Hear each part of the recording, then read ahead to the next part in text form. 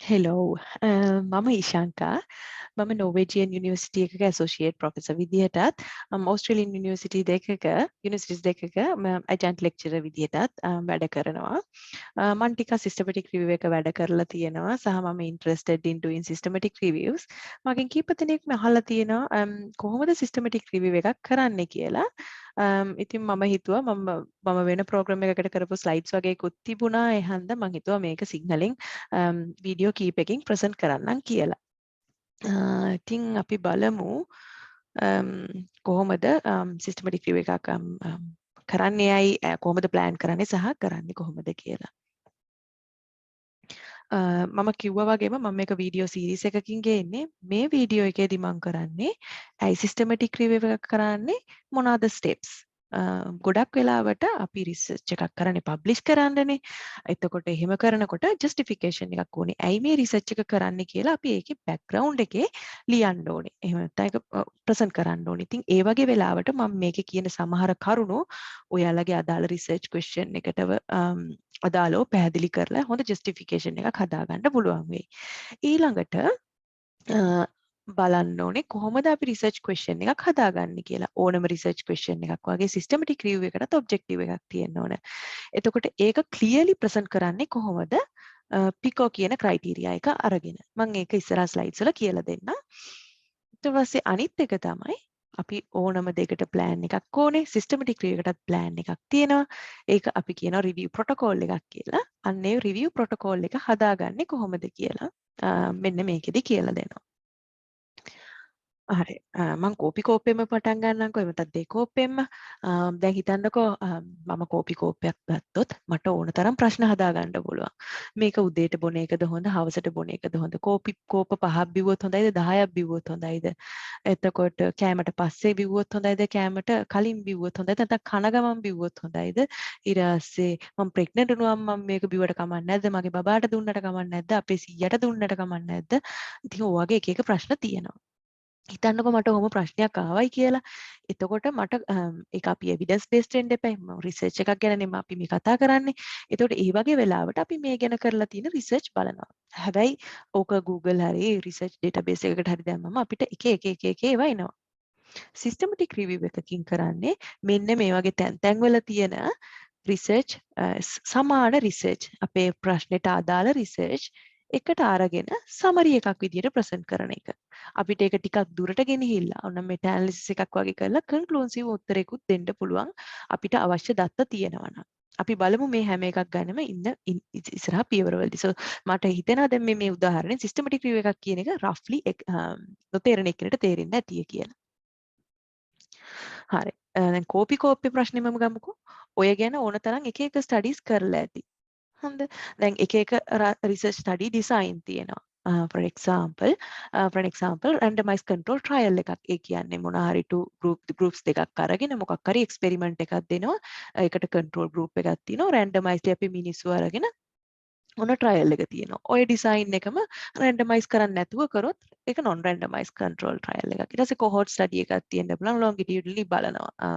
for example කෝපි කෝප පහ ගානේ දෙනවා මාසයක් විතර දීලා බලනවා මාස 6කින් මොකද්ද උනේ අවුරුද්දකින් උනේ මොකද්ද. ඊට පස්සේ case control study එකේ අපිට හෙල්දි ගෲප් එකක් තියෙනවා මොකක් හරි ලෙඩක් තියෙන ගෲප් එකක් තියෙනවා ওই දෙක කම්පෙයාර් කරලා බලනවා ඊට පස්සේ ක්‍රොස් සෙක්ෂනල් ස්ටඩීස් ඒ කියන්නේ ඔය උදාහරණයක් විදිහට ප්‍රෙවලන්ස් ඔෆ් ආර්ත්‍රයිටිස් බලන්න පුළුවන් එහෙම නැත්නම් හાર્ට් ඩිසීස් බලන්න පුළුවන් ශ්‍රී ලංකා එහෙම නැත්නම් ඕස්ට්‍රේලියා එහෙම නැත්නම් නෝර්වේ wherever එතකොට ඒ වගේ එකක් අපි කියනවා ක්‍රොස් සෙක්ෂනල් ස්ටඩි එකක් ඒ වගේ එක උදාහරණයක් විතරයි ඔය ඊට පස්සේ තවත් චූටි ස්ටඩීස් තියෙනවා case reports case series case studies කියලා කියන්නේ හිතන්නකෝ දැන් අපිට ඔය පුංචි රෙයා ඩිසීසස් තියෙන ලොකු රෙයා මොකද මේ රෙයා ඩිසීස් එකක් තියෙනවා කැන්සර් එකක්. හැබැයි හැමෝටම හැදෙන්නේ නැහැ. ඒක දැන් කොවිඩ් හැදෙන වගේ අර බුරුත්ත පිටින් හැදෙන්නේ නැති ලෙඩ තියෙනකොට අපිට සාම්පල් එකක් ගන්න අමාරුයි. ඒ වගේ ඉන්නේ සාමාන්‍යම ලෝකෙටම දෙන්නයි තුන් දෙනයි වෙන්න පුළුවන්. ඒ වගේ වෙලාවට කරන්නේ අපි ඒක කේස් ස්ටඩි එකක් විදිහට ප්‍රසන්ට් කරනවා. ඉතින් කෝපි කෝපෙත් ඔය එක විදිහට ප්‍රසන්ට් කරලා ඇති. ඒ වගේ ඒවා ඒකත් ඔළුවේ තියාගෙන අපි එමු මෙන්න මේ ෆිගර් එකට. මේක තියෙන්නේ hierarchy of evidence. දැන් පේනවද අර මම කියපු case reports case studies වගේ කියන ඒවා පහළ තියෙන්නේ. expert opinion කියන්නේ නිකන් කවුරු හරි තමන්ට හිතන දෙයක් ගැන ජර්නල් එකකට ලියන එකක්. ඒ වගේ දැන් මේ වගේ පොඩි ස්ටඩිස් පහළ තියෙන්නේ. හැබැයි cross sectional case control cohort RCT වෙනකොට ඒවා උඩට යනවා. කියන්නේ quality of evidence end end වැඩි වෙනවා. ඇයි ඒ? දැන් මේ case reports, case studies කියන ඒවා වගේ පුංචි studies ඒවා වෙන්නේ lab වලවත් එහෙම කියන්නේ control කරපු environment එකේ තියෙන research නෙවෙයි. ඒවා randomize කරලා, blind කරලා ඒ වගේ methodologically research methods follow කරලා නැහැ systematically. එතකොට ඒ වගේ ඒවා පහළ තියෙන්නේ quality of evidence අඩුයි. ඕන එක්කෙනෙක්ට හොර කරන්න පුළුවන්. මට කැමති විදිහට findings වෙනස් කරන්න පුළුවන් ඕනේ නම්. එතකොට ඒ වගේ risk of bias වැඩි, quality of evidence අඩුයි. හැබැයි උඩට යන්න ඒක quality of evidence වැඩි වෙනවා. මට මේක කියන්න ඕන උනේ, පෙන්වන්න ඕන වුණා systematic review තියෙන්නේ කොතනද? අන්න ඒකයි එතනයි තමයි importance එක තියෙන්නේ. ඇයි මේක කරන්න ඕනේ කියලා. systematic review තියෙන්නේ උඩම. මොකටද ඒකේ හේතුව quality of evidence වැඩි. මේක සිස්ටමැටික් මෙතඩ් එකක් තියෙන්නේ හොඳ කම්ප්‍රිහෙන්සිව් සර්ච් ස්ට්‍රැටජි එකක් දාලා කරන්නේ ඔය පහළ තියෙන ස්ටඩීස් එකතු කරලා ලොකු සැම්පල් සයිස් එකකට අරගෙන ගිහිල්ලා අපි ඇකියුරේට් ෆයින්ඩින් එකක් දෙන්නේ. ඉතින් ඒ වගේ quality of evidence අඩුයි. quality of evidence වැඩි. and risk of bias අඩුයි. ඇයි මේක දෙන්නෙක් එකතු වෙලා කරන්නේ. එතකොට මට ඕන විදිහට වෙනස් කරන්න බෑ. මට හොර කළා මට කැමති විදිහට ෆයින්ඩින්ග්ස් ට්වීක් කරන්න බෑ. ඒ නිසා ඒකේ risk of bias අඩුයි. හරි. දැන් ඒ වගේම තමයි එක type of reviews අහලා තියෙන්න පුළුවන්. ඔයාලා දැන් මේක අනිවාර්යෙන් බලන්න academically research interest එකක් තියෙන කවුරු හරි. ඒ වගේ කෙනෙක් වෙනකොට මේ වචන එකක් දෙකක් හරි අහලා ඇති. systematic reviews, scoping reviews තියෙනවා, rapid reviews තියෙනවා, umbrella reviews තියෙනවා, critical appraisals, narrative reviews. දැන් උතනින් systematic review and scoping ටිකක් එක ළඟින් යනවා. මම ඒකේ වෙනසත් අහලා තිබුණ නිසා ඒකත් ඉස්සරහින් වීඩියෝ එකක ගේන්නම්. හැබැයි මේ systematic review methodology එක දන්නවනම් ඔය පහළ තියෙන ඕන review type එකක් කරගන්න පුළුවන්. මොකද මේක තමයි most systematic and most methodological method එක. මේ වගේ අඩු වැඩි විදිහට ඔය steps අඩු වෙන එක සමානව යන එක වෙන්නේ. දැන් මම මේ picture එකත් මෙතනින් තිබ්බා. ඔයාලට බලා ගන්න පුළුවන් එකින් එක වෙනස් වෙන්නේ කොහොමද කියන එක. මම අර කිව්වා වගේ systematic review එකක් methodological. ඉතින් methodological දෙයක් කරනකොට ඒකට ටිකක් වෙලා යනවා. මේ narrative review කියන එක අපි පුංචි කාලේ කියන්නේ undergraduate කාලේ වගේ කරලා තියෙනවා අපේ papers වල සහ thesis වල නිකම්ම ඔය literature review එකක්. එතකොට අපි මේ ඕහෙනට හිතලා බලලා එක මොකක් හරි පිළිවෙලකට යන method එකකින් නිකන් ඔය paper අහුල ගන්නවා හතරක් පහක් අපි කැමති එකට අපේ කැමති research question එකට support කරන හෝ disagree වෙන ඒවා ටික එහෙම මෙහෙන් දාලා ලියන මේකනේ narrative review එකක් කියන්නේ. ඒකට ඕක සතියෙන් දෙකකින් ගොඩ දාගන්න පුළුවන්. දවසින් උනත් පුළුවන් ඕනේ නම්. හැබැයි systematic review එකක් කියන්නේ ටිකක් කල් යනවා. මාස සාමාන්‍යයෙන් 3 වෙන්න පුළුවන්, 6 වෙන්න පුළුවන්, අවුරුද්ද වෙන්න පුළුවන්, අවුරුදු 2 වෙන්නත් පුළුවන්. ඒක හරි systematically කරනවා නම්. ඊට පස්සේ methodological detail බැලුවොත් එහෙම narrative review එකට ඒ තරම් method එකක් නැහැ. ඒක depend on the author. එයාට කැමති විදිහට literature අනලා කෑම එක හදලා දෙන්න පුළුවන්. හැබැයි systematic review එකක් වෙනකොට ඒකේ හරිම methodological ඒකේ තියෙන steps A step one by one systematically follow කරාම ඒකේ methodological detail වැඩි. ඊට පස්සේ risk of bias මේ පහළට එන්න අඩු වෙනවා. මොකද ඒකේ හේතුවත් අර මං කිව්වා වගේ transparent සහ non bias method තියෙන නිසා. අපි ඒවට ඉස්සරහින් ආවම තේරෙයි ඇයි risk of bias අඩු වෙන්නේ කොහොමද කියලා මේකේ. ඊට පස්සේ comprehensiveness අඩු වැඩි වෙන්න පුළුවන් narrative review එකේ. ඒ කියන්නේ සමහර experience එකකින් ලියනවා කොහොමද ලියන්නත් පුළුවන්. එහෙම නැත්නම් නිකන් තමන්ට අවශ්‍ය පේපර් එකට අදාළ ටික විතර ප්‍රසන්ට් කරලා නිකන් ඉන්න පුළුවන්. හැබැයි systematic review එකක් එනකොට ඒක හරිම comprehensive. ඒකේ අපි කරන හැම ස්ටෙප් එකක්ම අපි ඒක විස්තර කරනවා. ඒක හැම රිසල්ට් එකක්ම ඉන්ටර්ප්‍රිට් කරනවා. එතකොට ඒක comprehensive. එතකොට මේකෙදි තේරුම් ගන්න පුළුවන් systematic review එකක තියෙන වාසි සහ අවාසි. මොකද ඒක හිමින් යන්නේ. හැබැයි ඒකේ comprehensiveness වැඩි. so accept වෙන rate එකත් වැඩි ඔය paper එකක් publish කරන්න දැම්මොත්. හරි. the major question එක දැන් මම අර කිව්වා justification එකට ටිකක් උත්තර ගන්න පුළුවන් වෙයි කියලා. ඇයි අපිට systematic review එකක් කරන්න ඕනි කියන එක. අර කෝපි කෝප් එක කතාව බැලුවත් පේනවනේ ගොඩාක් unmanageable information තියෙනවා. කෝපි කෝපේ සම්පූර්ණයෙන් අමතක කරන්නකො මොකක් හරි මට බර අඩු කරගන්න ඕනේ කියලා මම weight reduction program එකකට ඉන්ටර්නෙට් එකකට දැම්මොත් 1000ක් information එයි 1000ක් videos එයි 1000ක් exercise program පින්තූර research article එන්න පුළුවන්. එතකොට ඕකෙන් ඇත්තටම මම මොකද්ද පිළිගන්න ඕනේ? එක එක methods තියෙනවා. එතකොට අන්න ඒ වගේ unmanageable amount of information එක තැනකට අරගෙන summary එකක් දෙන නිසා අන්න එතනදී systematic review එක වැදගත් වෙනවා. exercise program හෝ drug එකක් මොකක් හරි intervention එකක් ගැන මම මේ කියන්නේ health care research වලදී. එතකොට ඒක එකක්. ඊට පස්සේ prevent research waste. මේක කතා කළ යුතුම concept එකක්. මම ගොඩක් වෙලාවට දැකලා තියෙනවා අපේ රටේදී මේක මිස් වෙනවා. එතනදී මට systematic review highlight කරන්න ඕනේ. මොකද අපි research study එකක් කරනවා සමහරට systematic review එකක්ම කරනවා. ගිහිල්ලා publish කරන්න ගියාම editor එවනවා ආපහු හරි මේක already published මේක rejected. desk rejected එතන. එතකොට හැබැයි අපි systematic review එකක් මුලින් ඒ area එකේදී research question එකට අදාළව කරලා තිබුණා නම් අපිට නිවැරදිව research gaps අඳුරගෙන කරන්න ඕන research එක කරන්න තිබුණා. එහෙම වුණා නම් ඒක acceptance rate එකත් වැඩි වෙනවා. අපි research එක research resources waste කළත් නැහැ. research waste කියන එක ලොකු දෙයක් කිව්වේ අපි විනාශ කරන්නේ අපේ සල්ලි, අපේ කාලේ, අපේ participants ලා එන අපිට උදව් කරන්න එන participants ලාගේ කාලේ, එයාලගේ මුදල්. ඒතකොට ඉන්ටර්වෙන්ෂන් එකක් කියන්නේ ඩ්‍රග් එකක් වෙන්න පුළුවන්, එක්සයිස් ප්‍රෝග්‍රෑම් එකක් කරන්න වෙන්න පුළුවන්. හැබැයි ඒ වගේ දේවල් කරනකොට ඒකට වියදමක් යනවා. ඉතින් ඒ වගේ රිසර්ච් වෙස්ට් අඩු කරගන්න නම් සිස්ටමැටික් රිවිව් ගොඩක් උදව් වෙනවා. ඊට පස්සේ තුන්වෙනි එකට මම ගොඩක් කැමති එකක් ඒක තමයි identify research gaps. දැන් ඕනර්ස් ප්‍රෝග්‍රෑම් එකක් ඕනර්ස් රිසර්ච් ප්‍රෝග්‍රෑම් එකේ එන කාලෙට එහෙම නැත්නම් මාස්ටර් ප්‍රෝග්‍රෑම් එකේ ප්‍රොපෝසල් එකක් දෙන කාලෙට ඔළුව ගිනි අරගෙන හොයනවා මොකද්ද කරන්න ඕන රිසර්ච් එක කියලා. රිසර්ච් ටයිටල් එකක් හොයනවා. මේ වගේ වෙලාවට සිස්ටමැටික් රිවිව් ගොඩක් ඉම්පෝටන්ට්. දැන් අපිට කාටත් තියෙනවනේ රිසර්ච් නිකන් රිසර්ච් ඒරියා එකක් අපි කැමති මස්කියුලෝස්කෙලටල් රිසර්ච් එකක් වෙන්න පුළුවන්. නැත්නම් නියුරොලොජිකල් ෆිසියෝതെරපි එකක් වෙන්න පුළුවන්. කාඩියෝවැස්කියුලර් මොකක් හරි වෙන්න පුළුවන්. අන්න ඒ වගේ වෙලාවට අපි ගිහිලා ඒ අදාළ සිස්ටමැටික් රිවිව් ඒ අදාළ නියුරොලොජිකල් ෆිසියෝതെරපි වලට අදාළ සිස්ටමැටික් රිවිව් එකක් කියවනවා. එහෙම කියෙව්වට පස්සේ හිතන්නකො මම ස්ට්‍රෝක් වලට ඉන්ටරෙස්ටඩ් කියලා ස්ට්‍රෝක් වලට තියෙන එක්සර්සයිස් ප්‍රෝග්‍රෑම් වල තියෙන සිස්ටමැටික් රිවිව් එකක්. එතකොට මං ගිහිල්ලා ඒකේ සිස්ටමැටික් රිවිව් එකක් කියවම ඒගොල්ලෝ පැහැදිලිවම කියනවා මෙන්න මේ ස්ටඩීස් වෙලා තියෙනවා. තොට 2022 වලට වෙනකන් මෙන්න මෙච්චරක් වලට මෙන්න මේ රිසර්ච් මේවා කරලා තියෙනවා. මෙන්න මේවා කෙරිලා නැහැ. කරලා තියෙනවා හැබැයි low quality. අන්න ඒ වෙලාවට අපිට repeat කරන්න පුළුවන් same එක with higher quality. එහෙම නැත්නම් අර research gap address කරලා particularly research question එකක් form කරගන්න පුළුවන්. හරි. දැන් එමුකෝ අනිත් එක තමයි මට සමහර අය කියලා මම දන්නේ මම එක සැරයක් කතා කරනකොට මට තේරුණා සිස්ටමැටික් රිවිව් එක සමහර අය දන්නේ නැහැ ජර්නල් ආටිකල් එකක් කියන එකවත්. මේක එවිඩන්ස් මං කිව්වා වගේ highest quality තියෙන්නේ. risk of bias හොඳටම අඩුයි. ඉතින් මේ වගේ systematic review එකක් හරියට හදාගන්න පුළුවන් නම් ඇත්තටම acceptance rate එක වැඩි. අනිත් මම අත්දැකලා තියෙන විදිහට. මට මෙතනින් කියන්න ඕනේ මම මේ papers දෙක තුනක් නිකන් randomly අරගෙන දැම්මේ. systematic review කියන්නේත් ඔයගොල්ලෝ නිකන් දකින journal paper එකක් වගේම තමයි. ඒක publish කරන්න පුළුවන්. හොඳ publication type එකක්. with highest quality and less risk of bias. හරි. අපි දැන් topic එකට එමු.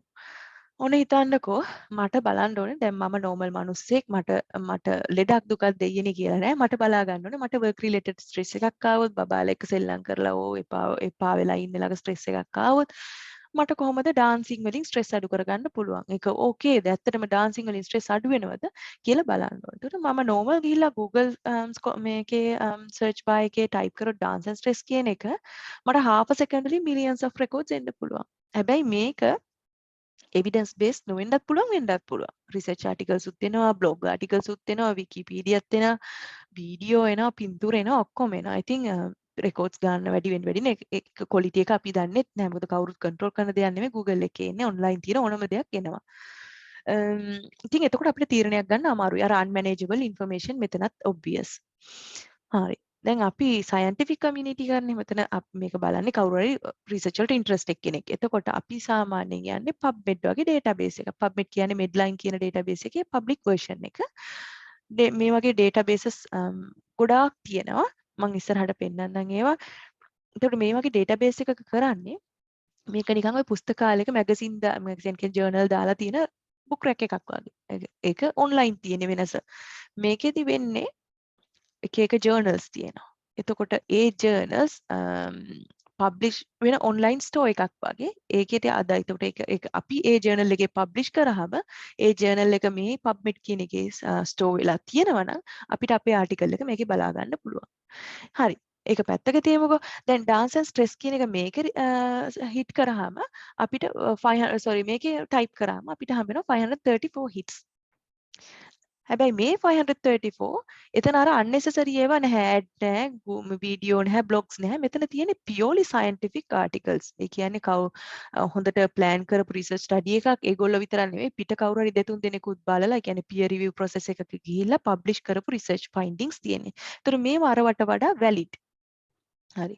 ඒ වුණාට අපිට තාමත් තියෙනවා 534 studies. මට 534 studies කියන්න බෑනේ dance and stress ගැන බලන්න. ඒක ඊට වඩා stress එකක් වෙනවා. ඉතින් ඒ වගේ වෙලාවට තමයි අපිට systematic review එකක් ඕන. systematic review එකක් කරාම මෙන්න මේ 534 studies වලින් ඇත්තටම දැන් මෙතන තියෙන්න පුළුවන් dance and stress for මේ මොනවාද elder අයට එහෙම නැත්නම් pregnant ladiesලාට ඔයගේ එක අයට මට ඕනේ healthy අයට බලන්න. එතකොට ඒ වගේ කොහොමද ඒ ස්ටඩීස් ටික අයිඩෙන්ටිෆයි කරලා පිළිවෙලකට ගන්න කියන එක තමයි සිස්ටමැටික් රිවිව් එකකින් කරන්නේ. හරි. ඔන්න දැන් අපි යනවා aims and steps of a systematic review. අපේ aim එක තමයි මම මේකේ විවිධින් දැන් කියන්න ඇති already මේකදී අපි කරන්නේ එක තැනකට evidence ටික ගන්නවා එක research question එකට අදාළව. හැබැයි මේ method එක transparent, මේක systematic. මේක මම නිකමට ස්ටෙප්ස් 6-7ක් දැම්මා. මම මේකේ ස්ටෙප්ස් ඉවෙන්චුවලි පොඩි වීඩියෝස් වලින් කියලා දෙන්නම්. පළවෙනි ස්ටෙප් එක තමයි රිසර්ච් ක්වෙස්චන් එකක් ෆෝම් කරගන්නේ කොහොමද? ඒ රිසර්ච් ක්වෙස්චන් අපි ෆෝම් කරගන්නේ පිකෝ කියන ක්‍රයිටීරියා එක අරගෙන මම ඒක කියන්නම්. ඒකෙදි ඉන්ක්ලූෂන් and එක්ස්ක්ලූෂන් ක්‍රයිටීරියා එකක් අපි හදා ගන්න ඕනේ. ඊට පස්සේ තමයි අපි ඊට පස්සේ කම්පියුටර් එකට කමාන්ඩ් කරනවා. එහෙම නැත්නම් සර්ච් බාර් එකට කමාන්ඩ් කරන්න ඕනේ. මෙන්න මේ රිසර්ච් ක්වෙස්චන් එකට අදාළ රිසර්ච් ස්ටඩීස් ටික මට හොයලා දෙන්න. ඒ කමාන්ඩ් එක හදාගන්න එක තමයි කියන්නේ අපි සර්ච් ස්ට්‍රැටජි එක ෆෝම් කරගන්නවා කියලා. හරි ඒකත් හැදුවා. ඔන්න දැන් අපිට ස්ටඩීස් ටිකක් ආවා. අපි ඒ ස්ටඩීස් ටික එකතු කරලා ස්ක්‍රීන් කරනවා කියන එකක් කරනවා. ඒ කියන්නේ අර මං කිය 530 ස්ටඩීස් තියෙනවා කියලා අරකේ. ඔතනින් 530 ස්ටඩීස්ම අපේ රිසර්ච් ක්වෙස්චන් එකට අදාළ ඒවා නොවෙන්න පුළුවන්. එතනින් ඇත්තටම අර පිටටම අපේ රිසර්ච් ක්වෙස්චන් එක ගැන කතා කරනවා ටික ස්ක්‍රීන් කරගන්න එක තමයි තර්ඩ් එකෙන් කියන්නේ. අන්න ඒකට අදාළ වෙනවා අපි මේ ෆස්ට් ස්ටෙප් එකේදී අඳුරගන්න ඉන්ක්ලූෂන් and එක්ස්ක්ලූෂන් ක්‍රයිටීරියා. හරි. දැන් ඔන්න හිතන්න දැන් මට ස්ටඩීස් 5ක් හම්බුණා ලෝකේ පුරාම රිසර්ච් ඔක්කොම එකතු කරලා බැලුවාම මේ 5ක් විතරයි මගේ ස්ට්‍රෙස් on healthy මේ කොහොමද ඩාන්ස් අඩු කරන්නේ කොහොමද ස්ට්‍රෙස් තියෙන නෝමල් මිනිස්සුන්ගේ ස්ට්‍රෙස් එක අඩු කරන්නේ කොහොමද කියලා ස්ටඩීස් 5ක් තිබුණා කියන්නකෝ. හරි ඒ 5 අරගෙන මම එක්ස්ට්‍රැක්ට් කරනවා ඩාටා ටික අදාළ දත්ත ටික වෙනම ෆයිල් එකකට ගන්නවා. මේක Excel එකට කරන්න පුළුවන්. එහෙම නැත්නම් software එකකට කරන්න පුළුවන්. මට උඩින් කියන්න අමතකුණා අර ස්ක්‍රීනින් process එකටත් තියෙනවා වෙනම software. ඒක ඕනනම් manually කරන්න පුළුවන්. මම මේ දෙවිදියම කියලා දෙන්නම්. පුළුවන් විදිහට. එතකොට Tamanට කැමති එකක් තෝරගෙන ඉස්සරහට යන්න පුළුවන්. හරි. දැන් දත්ත ටිකත් අතේ තියෙනවා. ඕනම research study එකක් විදිහට අපි analyze කරන්න ඕනේ ඒක. analyze කරන එක ලොකු දෙයක් නෙමෙයි. ඒකේ තියෙන්නේ අපි දෙවිදිහක් තියෙනවා. එකක් තමයි නැරටිව් කොහොමද නැරටිව් රිවිව් නැරටිව් ඇනලිසිස් එකක් කරනවා. ඒ කියන්නේ අපි සමරි එක ප්‍රසන්ට් කරනවා එක්ක ටේබල්ස් විදිහට නැත්නම් ෆිගර්ස් විදිහට. එතකොට easy to අපිට බලා ගන්න ලේසි එකපාරටම. දෙවෙනි එක තමයි අපිට දත්ත තියෙනවා නම් අපිට ඕන විදිහට මම ඒ ඕන විදිහ කියන එක එක්ස්ප්ලেইন කරන්නම් in future. ඒ ඕන විදිහට ඕන අපිට යන්න බලන් quantitative analysis එකට. එතකොට අපි ඒවා ටික එකතු කරලා එක නම්බර් එකක් දෙනවා. කියන්නේ කොහොමද කියන්නේ එක වැලියු එකක් දෙනවා. මෙටා ඇනලිසිස් කියලා අපි මේ process එකට කියන්නේ මම එකක් කියලා දෙන්නම් එමින් සැරේ. ඒතර ඇනලයිස් කරන්නේ කොහොමද ඒ ටික ඊට පස්සේ appraise the quality of studies. අපි මම කරන studies 5ක් තෝරගත්තා කියලා. හැබැයි ওই පහේ හිතන්නකො පහෙන් හතරක්ම තියෙන්නේ low quality studies. randomize කළත් නෑ, blind කළත් නෑ. තව එකක තියෙනවා process ඒවත් ඒ steps අදාළව හදලා නෑ. ඉතින් ඒ වගේ එකකින් අපි සිස්ටමැටික් රිවිව් එකක් කරොත් අපේ සිස්ටමැටික් රිවිව් එකත් low quality වෙන්න පුළුවන්. මොකද ඒකේ තියෙන low quality findings නේ. හැබැයි අපි ඒක acknowledge කරන්න ඕනේ. මෙන්න මේ පහෙන් හතරක්ම studies low quality. හන්ද ඔයගොල්ලෝ මම මෙන්න මේ සිස්ටමැටික් රිවිව් එකෙන් දෙන recommendation follow කරන්න cautiously. කියන්නේ with caution. මොකද ඒක හරියටම low quality නෑ. හැබැයි high quality evidence තියෙනවා නම් ඔයාලට strongly කියන්න පුළුවන් හරි. මගේ all the 5 studies are top quality papers වලින් ඇවිල්ලා තියෙන්නේ. එහෙනම් මම highly recommend these facts based on my systematic review. ඒක අපි assess කරන්නේ කොහොමද කියලාත් කියලා දෙනවා. එක studies වලට එක tools තියෙනවා. අපි බලමු ඒවා කොහොමද වෙන්නේ කියලා ඉස්සරහට. ඊට පස්සේ present results. ගොඩක් වෙලාවට ඉන්නේ ලස්සනට systematic review එක කරලා file එකක් අස්සේ ගහලා තියෙනවා. හැබැයි ඒක එහෙම නෙවෙයි වෙන්න ඕනේ. ඒක ලෝකෙට යන්න ඕනේ. එක කන්ෆරන්ස් ප්‍රසන්ටේෂන් එකක් විදිහට දෙන්න පුළුවන්. එහෙම නැත්නම් බුක් එකක් විදිහට, එහෙම නැත්නම් තීසිස් එකක් විදිහට, එහෙම නැත්නම් ජර්නල් ආටිකල් එකක් විදිහට. ගොඩක් වෙලාවට එළියට යන්නේ ජර්නල් ආටිකල් එකක් විදිහට. අපි බලමු කොහොමද ඒක ප්‍රසන්ට් කරන්නේ ජර්නල් ආටිකල් එකක් විදිහට හෝ whatever the methods අපි එහෙමින් සැරේ ඒවා ටිකත් බලමු. හරි. ඉතින් දැන් ස්ටෙප්ස් දන්නවනේ. ඔය ස්ටෙප්ස් දැනගත්තට අපි ඉස්සෙල්ලම බලන්න ඕනේ අපි කරපු සිස්ටමැටික් රිවිව් එක කොහේ හරි කරලාද කියලා. මොකද ඒක කරලා නම් එහෙම ආයි කරන එකේ තේරුමක් නැහැ. ඉතින් ඒකට හොඳටම බලන්න පුළුවන් තැන තමයි ප්‍රොස්පෙරෝ කියන්නේ. ප්‍රොස්පෙරෝ කියන්නේ ඩේටාබේස් එකක්. රිසර්ච් ප්‍රොටෝකෝල් ස්ටෝර් කරලා තියෙන. එතකොට ඒ කියන්නේ ඉන්ටර්නැෂනලි අපි කොහේ හරි සිස්ටමැටික් රිවිව් එකක් කරනවා නම් අන්න ඒකේ ප්ලෑන් එක කියන්නේ රිවිව් ප්‍රොටෝකෝල් එක අපි මේකේ පබ්ලිෂ් කරන්න ඕනේ. මම දන්න විදිහට 99% ජර්නල්ම අහනවා ඔයා පබ්ලිෂ් කරන්න යනකොට ඔයා මේක කොහේ හරි මේකක රෙජිස්ටර් වෙලාද තියෙන්නේ. ප්‍රොස්පෙරෝ තියෙනවා. තව ඊට සමානව OSF කියලා තියෙනවා. එක එක databases තියෙනවා. but ප්‍රොස්පෙරෝ එක තමයි most popular and I think the standard one එක. එතකොට අපි මේකේ තමයි ගිහිල්ලා ප්‍රොස්පෙරෝ එක රෙජිස්ටර් කරන්නේ. මේක කරාට පස්සේ රෙජිස්ටර් වෙන්න බෑ. කරන්න කලින් ඔයාලගේ එක රෙජිස්ටර් කරන්න ඕන. මම පොඩ්ඩක් I think out track වුණා. මෙතනදී අපි බලන්න ඕනේ ඉස්සලා ඔයාගේ එක කරනවද කියලානේ. කරලා තියෙනවද කියලා බලන්න. එතකොට මම dance and stress වගේ keywords මේකේ ගහනවා. keyword ගහලා බලනවා පහළ දෙක තුනක් කියවලා හරි. මගේ systematic review එක කරලාද? දැන් මේකේ පේන විදිහට dementia add කරලා මම නිකන් කියන බැලුවේ නැහැ. dementia add කරලා තියෙන්නේ. එතකොට elders ලට කරලා තියෙන්නේ. හැබැයි healthy people ලට කරලා නැහැ. හරි. මට මේක කරන්න පුළුවන් එහෙනම්. එහෙනම් මම මගේ next step එකට යනවා. හැබැයි මේක කරලා තියෙනවා කියලා හිතන්නකෝ. ඒත් ඔයාලට ප්‍රොටෝකෝල් එක රීඩ් කරලා බලන්න පුළුවන්. හරි. මේක කරලා තියෙන්නේ ගෑනු අයට. මට කරන්න පුළුවන් පිරිමි අයට. අන්න ඒ වගේ වෙනස් කරගන්න පුළුවන්. හැබැයි ඔයා හිතන එක එක්සැක්ට්ලි වෙලා නම් ආපහු කරන්න යන්න එපා. ඒක such a waste of time. හරිම අමාරුයි ආයෙ පබ්ලිෂ් කරගන්න හොඳ ජර්නල් එකක. හරි ඒක තිබ්බා. මම දැන් ඒක චෙක් කරා. මම දැන් යන්නේ රිසර්ච් එක හදන්න. දැන් අපි යනවා අපේ පළවෙනිම ස්ටෙප් එකට. මම දැන් මෙච්චර වෙලා කියුවේ බෑග්ග්‍රවුන්ඩ් එක ඔක්කොම. කොහොමද අපි රිසර්ච් ක්වෙස්චන් එකක් හදාගන්නේ සහ අයිඩෙන්ටිෆයි කරගන්නේ කොහොමද ඉන්ක්ලූෂන් and එක්ස්ක්ලූෂන් ක්‍රයිටීරියා එකක් කියලා. මම ප්‍රොටෝකෝල් රෙජිස්ට්‍රේෂන් එක ගැන කිව්වා. දැන් අපි බැලුවනේ අනිත් එවුන් කරලාද අපේ රිසර්ච් එක කරලා කියලා. අපේ කරලා ඒ වගේම අපේ රිසර්ච් එකත් මේකට දාන්න ඕනේ දැන්. එතකොට තමයි අනිත් අය දන්නේ. හරි. මේ රිසර්ච් එක කරන ගමන් ඉන්නේ කවුරු හරි I shouldn't do that again කියලා. ඒක රිපීට් කරලා තේරුමක් නැහැ කියන එක අනිත් අයට පෙන්නන්න මම ගිහිල්ලා මෙන්න මේ වෙබ්සයිට් එකේ රෙජිස්ටර් වෙනවා. මගේ ප්‍රොටෝකෝල් එක රෙජිස්ටර් කරනවා. හරි. දැන් මම කිව්වා ප්‍රොටෝකෝල් එක රෙජිස්ටර් කරන ප්‍රොටෝකෝල් එකක් තියෙන්න එපයි. අපි මොකද්ද කරන්න කියලා අපි දැනගන්න ඕනේ. හරි. ඒක පළවෙනිම ස්ටෙප් එක තමයි රිසර්ච් ක්වෙස්චන් එකක් හදාගන්න එක. අපි බලමු ඒක කොහොමද කරන්න කියලා. ඒකට PICOS ක්‍රයිටීරියා කියන එක ඕනේ. ඒකේ ඉන්ක්ලූෂන් එක්ස්ක්ලූෂන් ක්‍රයිටීරියාත් මම එක්ස්ප්ලেইন කරන්න. හරි.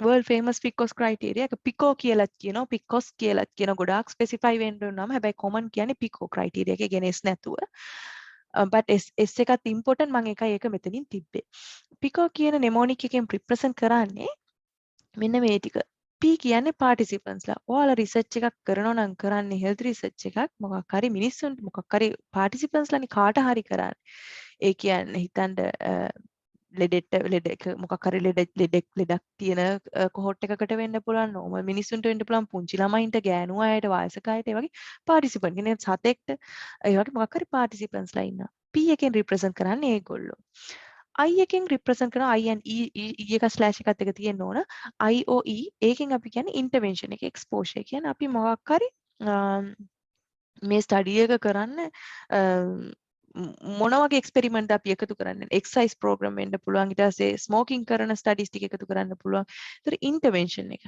අපි මොකක් හරි ඉෆෙක්ට් එකක් බලනවා නම් ඒක මොකද්ද එක්ස්පෙරිමන්ට් එක දීපු එහෙම නැත්නම් එක්ස්පෝෂර් එක කියන එක තමයි I එකෙන් රිෆ්ලෙක්ට් වෙන්නේ ඊට පස්සේ අපි ඕනම එක්ස්පෙරිමන්ට් එකක් කරනකොට කන්ට්‍රෝල් ගෲප් එකක් ගොඩක් වෙලාවට තියෙනවා එතකොට ඒ කම්පැරිසන් ගෲප් එක මොකද්ද ඒක තමයි C එක රිෆ්ලෙක්ට් කරන්නේ අවුට්කම් එක මේක ගොඩාක් වැදගත් අවුට්කම් එක මෙෂරබල් වෙන්න ඕනේ මොකද්ද අපි රිසර්ච් එකෙන් මනින්නේ එතකොට ප්‍රෙවලන්ස් වෙන්න පුළුවන් එහෙම නැත්නම් weight එක වෙන්න පුළුවන් BMI එක වෙන්න පුළුවන් knowledge level එකක් වෙන්න පුළුවන් attitudes වෙන්න පුළුවන් outcomes හොඳේ එතකොට ස්ටඩි ඩිසයින් එක කියන්නේ අපි දැන් මෙතනදී of course it's a systematic review හිතන්නකෝ systematic review for RCTs වෙන්න පුළුවන් randomized control trials systematic review of cross sectional වෙන්න පුළුවන් ඒ ස්ටඩි ඩිසයින් එකත් වැදගත් රිසර්ච් ක්වෙස්චන් එකක් හදද්දී හැබැයි ෆස්ට් ප්‍රයොරිටි යන්නේ පිකෝ වලට දැන් මම ওই ටෙම්ප්ලේට් ක්වෙස්චන් එකක් තමයි ඉස්සෙල්ලාම හදලා තියෙන්නේ ඉතින් what is the effect of intervention for participants on outcome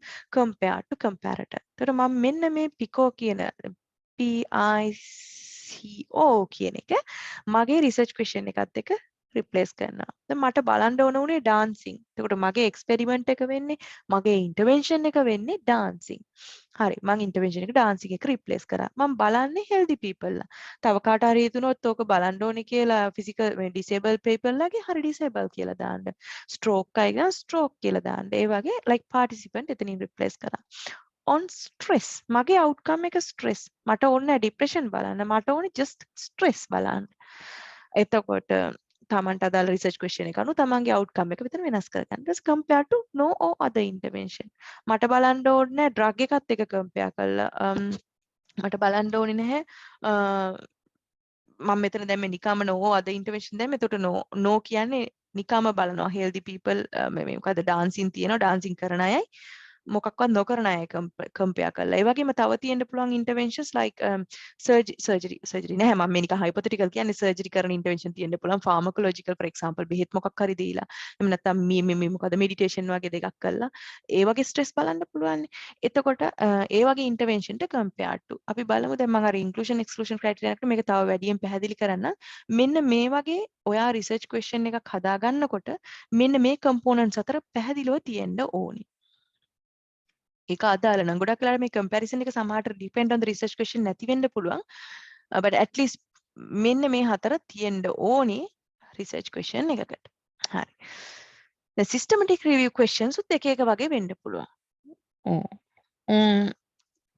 effectiveness of a treatment බලනවා නම් අපිට ඒකේ mnemonic එක වෙනස් පිකෝ තමයි අපි sorry වෙනස් නෑ අපි දැන් කතා කරපු එක තමයි ඒකට දාන්න පුළුවන් හැබැයි හැම ස්ටඩි එකක්ම ඉන්ටර්වෙන්ෂනල් නොවෙන්න පුළුවන් සමහර අයගේ ඉන්ටර්විව් ස්ටඩි තියෙනවා ක්වොලිටේටිව් ඒවා සමහර වගේ ඉකොනොමික් ඇනලිසිස් යනවා ඔය ෂෙයාර්ඩ් ඩිසිෂන්ස් අරන් ගන්න ඊට පස්සේ ප්‍රෙවලන්ස් ස්ටඩීස් තියෙනවා ඊට පස්සේ ලැබ් ටෙස්ට් වල ඒ හෝ මොන හරි ටෙස්ට් එකක ඩයග්නොස්ටික් ටෙස්ට් එක ඇකියුරසි එක බලන එක තියෙනවා ඊටියොලොජි බලන්න පුළුවන් රිස්ක් බලන්න පුළුවන් පොලිසි ඩෙවලොප්මන්ට් ඒවා තියෙනවා වගේ සයිකොමෙට්‍රික්ස් ඒ කියන්නේ හිතන්නකෝ මට බලන්න ඕනේ clinical education effective ද නැද්ද කියලා බලන්න තියෙන tool එක මොකද්ද questionnaire එක. ඒ වගේ questionnaires වල මට බලන්න ඕනේ validity reliability වගේ එක එක psychometric properties. අන්න ඒ වගේ research question එකක් මම කොහොමද ගන්නෙ? එතකොට ඒ එක එක mnemonic වෙනස්. නමුත් මේ effectiveness of treatment කියන ඒ research question එක ඔයාලට හදාගන්න පුළුවන් නම් අනිත් ඒවත් simple මොකද ඒව චුට්ටු චුට්ටු adjust කරන්න විතරයි තියෙන්නේ. effectiveness of treatment ගැන ඒ වගේ systematic review එකක් තමයි මම ඉස්සරහට කරගෙන යන්න යන්නේ. මොකද ඒකට තමයි ගොඩක් data තියෙන එක තමයි ගොඩක් popular method එකක. හරි දැන් මම නිකන් මේ පික්චර් එක දැම්මේ දැන් ඔයාලත් මම මේ වීඩියෝ එක කරන ගමන් පුළුවන් නම් තමන්ගේ රිසර්ච් ක්වෙස්චන් එක ෆෝම් කරන්න බලන්න ඒකත් මං කියන ඒවත් එක ටැලි කරලා මොනවාද අඩුපාඩු හදාගන්න පුළුවන්ද කියලා ඕක කමෙන්ට් සෙක්ෂන් එකේ හරි එහෙම නැත්නම් මාව කොහොම හරි රීච් කරලා ඒ ක්වෙස්චන්ස් තියෙනවා මොන හරි අහන්න මට පුළුවන් විදිහට මං කියලා දෙන්නම් ඒක මොඩිෆයි කරගන්න එහෙම නැත්නම් ඉම්ප්‍රූව් කරගන්නේ කොහොමද කියලා හරි දැන් ඔයාලා රිසර්ච් ක්වෙස්චන් එක බැලුවට පස්සේ අපි ඒකේ ඉන්ක්ලූෂන් ඇන්ඩ් එක්ස්ක්ලූෂන් ක්‍රයිටීරියා හොඳට හදා ගන්න ඕනේ. මොකද මේක ඉස්සරහට වැදගත් වෙනවා. ඉස්සරහා ස්ටෙප්ස් වලදී. තමයි මේ වෙලාවේදී කරන්න ඕනේ මෙන්න මේ ටේබල් එක අනිවාර්යයෙන්ම ගහගන්න. ඒක ගොඩක් හෙල්ප්ෆුල්. ක්‍රයිටීරියා එක පැත්තකින් පිකොස් and other කියලා ඔප්ෂන් එකකුත් දාගන්න. මොකද පිකෝ වලට අහු නොවන ටිකකුත් තියෙනවා අපිට ඉන්ක්ලූෂන් එක්ස්ක්ලූෂන් ක්‍රයිටීරියා හදාගන්න. මම මගේ එක්සැම්පල් එකකින් ආයෙ යන්නම්. මගේ ඉන්ක්ලූෂන් ක්‍රයිටීරියා එක healthy adults. මට හෙල්දි පුංචි උන්ගේ බලන්න ඕනේ මට බලන්න ඕනේ මගේ වයස උඩ 18ට උඩේ උන් මම බලන්නේ ඊට පස්සේ මට ලෙඩ ඕනේ නැහැ මේකේදී ආ ඩයබටික්ස් ඕනෙත් නැහැ මට මොනවාද එල්ඩර්ලි අර මේ ජීරියට්‍රික් පොපියුලේෂන් එකේ ඕනෙත් නැහැ ඇනිමල් ස්ටඩි ඕනෙත් නැහැ චිල්ඩ්‍රන් ඕනෙත් නැහැ එතකොට මම ඒවා ස්පෙસિෆයි කරලා කියනවා මගේ ස්ටඩි එකේදී මම ගන්න හෙල්දි ඇඩල්ට් හියුමන්ස්ලා මට එපා disease conditions animals models children ඊට පස්සේ මගේ ඉන්ටර්වෙන්ෂන් එක ඩාන්සින් එතකොට ඉන්ටර්වෙන්ෂන්ස් other than dancing මට එපා කියන්නේ මම එකතු කරන ස්ටඩීස් වල ප්‍රධාන ඉන්ටර්වෙන්ෂන් එක වෙන්න ඕනේ ඩාන්සින්. ඒක මට dancing plus meditation තියෙනවා මට ඒක එපා. dancing plus මොකක් හරි කෑම මොකක් හරි diet plan එකක් තියෙනවා මට ඒකත් එපා. මට ඕනි purely dancing. ඒව sorry ඒව specifically ලියන්න ඕනේ. ඊට පස්සේ comparison මගේ comparison group එක no or any other exercise intervention. ඒ කියන්නේ එක studies දෙක තුනක් තියෙනවා නම් dancing compare කරලා no control group එකකට. එහෙම නැත්නම් dancing compare කරලා තියෙනවා නම් මොන හරි exercise intervention එකකට. හරි. මට ඒ වගේ studies ඕනේ. හැබැයි dancing compare කරලා තියෙනවා නම් බෙහෙත් බොන එකකට, dancing compare කරලා තියෙනවා නම් surgical intervention එකකට මට ඒක එපා. මගේ study එකට මම ඒවා ගාව ගන්නේ නැහැ. ඒක මගේ exclusion criteria එක. ඊට පස්සේ outcome එක outcome එක මගේ බැලුවේ stress. ඉතින් stress එක විදිහට අපි කියන්නේ මට fatigue කියනවා, burnout කියනවා, anxiety කියනවා. ඒතර ඒ වගේ simple මොනවාද සමාන outcomes මම ගන්නවා. හැබැයි අනිත් mental health conditions තියෙනවා නම් depression වගේ මට ඒවා එපා. ඒවා diagnostic ඒවා මට නිකන් normal stress ගැනයි මට දැනගන්න ඕනේ. එතකොට ඒක clearly මේක mention කරගන්න ඕනේ. study designs මට ඕනේ RCTs විතරයි. මම කෝ එක study designs තියෙනවා case cross sectional නම් හැබැයි මම මගේ study එකට එක වගේ ඒවා ටිකක් එකතු කරලා බලන්නේ. ඒතර මම RCTs විතරක් ගන්නවා. අනිත් ඒවා අයින් කරනවා. දැන් case studies ඒවා එහෙම අයින් කරන්න දැන් ඕක ඔයාලගේ ක්වෙස්චන් එක අනුව වෙනස් වෙන්න පුළුවන්. දැන් හිතන්නකෝ මම කොවිඩ් ගැන රිසර්ච් කරන කාලේ කොවිඩ් වලදී ගොඩක් ස්ටඩිස් තිබුණේ නැහැ මුලදී. දැන් නම් ගොඩක් තියෙනවනේ. ඒතකොට මුලදී මට එක පේෂන්ට් කෙනෙක් වුණක් කමන්නේ දත්ත වැදගත්. ඒ වගේ වෙලාවට මම ඉන්ක්ලූඩ් කරනවා. හැබැයි මම අනිත් ගොඩක් වෙලාවට කේස් ස්ටඩිස් අයින් කරනවා. මොකද ඒක ලෝ ක්වොලිටි ඒ වගේ දත්ත එකතු කරලා මගේ රිසර්ච් එකේ ක්වොලිටි එක අඩු වෙන්න පුළුවන් නිසා. හරි ඒවා අයින් කරා. ඊට පස්සේ අනිත් ක්‍රයිටීරියා තමයි අපිට language restrictions දාන්න පුළුවන් මේකට time restrictions දාන්න පුළුවන්. හිතන්නකෝ මම දැන් මේකේ දැම්මේ English ඒවා විතරයි. හැබැයි අපි කියන්නේ නම් පුළුවන් තරම් English නෙමෙයි මේ English මොනවාද publication එක language restrict කරගන්න එපා. ඕන එකකට දෙන්න. මොකද දැන් Google Translate වගේ තියෙනවා. එහෙම නැත්නම් research team එකට ගන්න පුළුවන් අදාළ භාෂා කතා කරන කවුරු හරි. එහෙම කොහොම හරි මොකක් හරි tackle කරගෙන පුළුවන් තරම් ඕනම language එක ගන්න. ඒ වුණාට මට මේ වෙලාවේදී ඕන උනේ English published full text විතරයි. ඒතර මම එතනදිම අයින් කරනවා. තව මට මේකට දාගන්න පුළුවන් මේ time restrictions. ඒ කියන්නේ හිතන්නකෝ මට studies after 2019 ඕනේ. COVID ගැන කරා කියලා හිතන්නකෝ. මට 2019 වලට කලින් කරලා වැඩක් නැහැනේ. මට ඕන 2019 වලින් පස්සේ. එතකොට මට command කරන්න පුළුවන් මගේ search bar එකට මගේ search එක limit කරන්න පුළුවන්. හරි. මට දෙන්න all the studies published after 2019 කියලා. exclude කරන්න පුළුවන් හරි 2019 sorry පස්සේ ඒවා ඕනි කලින් ඒවා එපා කියලා. ඒ වගේම තමයි exclude කරන්න පුළුවන් තව ඒවා තියෙනවා. ඒ කියන්නේ සමහර forms of publications තියෙනවා, thesis තියෙනවා, එතකොට letter to editor වගේ one man show කියන්නේ මට letter to the editor එකක් ඕන වුණොත් මමයි ලියන්නේ letter to the editor. එතකොට ඒක මගේ opinion එකක් වගේ යන්නේ. ඒකේ research value එකක් මට අද මේ research question එකට නැහැ. conference article සමහර ඒවා peer review වෙලා නැහැ. ඉතින් මට ඒවා එපා ඒ නිසා. ඒ වගේ මම set කරගන්නවා criteria and inclusion and exclusion criteria. දැන් මම කලින් කිව්වනේ ඔයාලට මේ research question එකක් හදාගන්න කියලා. Tamanට අදාළ research question එක හදලා මෙන්න මේ ටික තියනවද කියලා බලන්න. මේ ටික clearly black and white ගන්න පුළුවන්ද කියලා. ඒ තරමට ඔයාට ඉස්සරහා process එක ලේසි. හරි. දැන් මම මේ වීඩියෝ එක ඉවර කරන්න යන්නේ. link to මේ Prospero link එක දීලා තියෙන්නේ.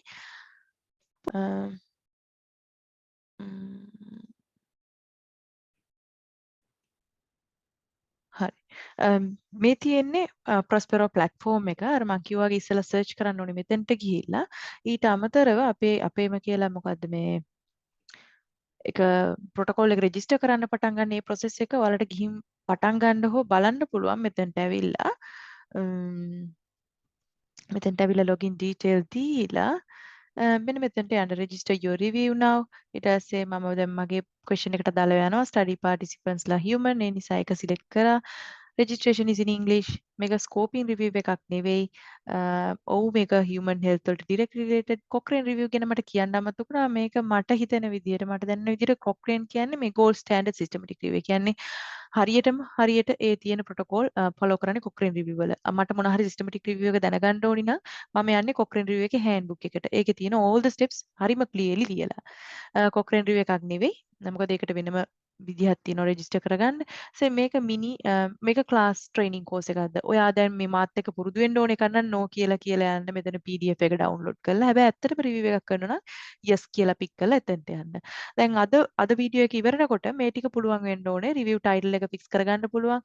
මේ start completion date දෙනවා. generally start date එක දෙන්න පටන් ගන්න කලින් date එකක් completion කරනකොට මාස 3ක් 4ක් දෙන්න එපා. අවුරුද්දක් දෙකක් දෙන්න. මොකද application process එකට කල් යනවා. ඒවටත් ඉඩ තියලා. මේක මම කිව්වා වගේ අර prospective registration database එකක්. ඒ හන්දා මේ කරන්න කලින් මේ ඔක්කොම මේක started yes කරන්න පුළුවන්, මේක yes කරන්න පුළුවන්, මේක yes කරන්න පුළුවන්. හැබැයි අනිත් ඒවා yes කරන්න කලින් දෙසරයක් හිතන්න. ඊට පස්සේ ඒක reject වෙන්න පුළුවන් registration එක. details දෙන්න පුළුවන් ඔයාලගේ team එකේ. funding acknowledge COI ඒවා හරි collaborators හරි review question එක හදා ගන්න පුළුවන්. දැන් search එක ඊළඟ වීඩියෝ එකකින් කියලා දෙනවා. මෙන්න මේ ටික 18 19 20 21 22 23 24 කියන ටික 25 වෙනකන් ඒ ටික ඔයාලට clearly inclusion and exclusion criteria එකට අදාළව ඔයාලගේ වීඩියෝ එකත් එක්ක parallel ගිහිල්ලා ඒ ටික fill කරන්න. data extraction පස්සේ කියලා දෙනවා 27 පස්සේ කියලා දෙනවා synthesis පස්සේ කියලා දෙනවා subgroups කියලා දෙන්නම් ඒක අදාළ නැහැ මේකත් අදාළ නැහැ country හරි අනිත් ටික බෑ බට් අර මං කියලා දීපු ටිකකින් අර ඊටු ටික fill කරන්න පුළුවන්. ඉතින් ඊළඟ වීඩියෝ එකේදී මම තව ෆැක්ට්ස් අරගෙන එන්නම් වෙලාව තියෙන විදිහට දැනට මේකත් එක්ක ප්‍රොටෝකෝල් එක පටන් ගන්න කරන්න. එතකොට අපිට ඊළඟ වීඩියෝ එකත් එක්ක ඉස්සරහට යන්න පුළුවන් වෙයි.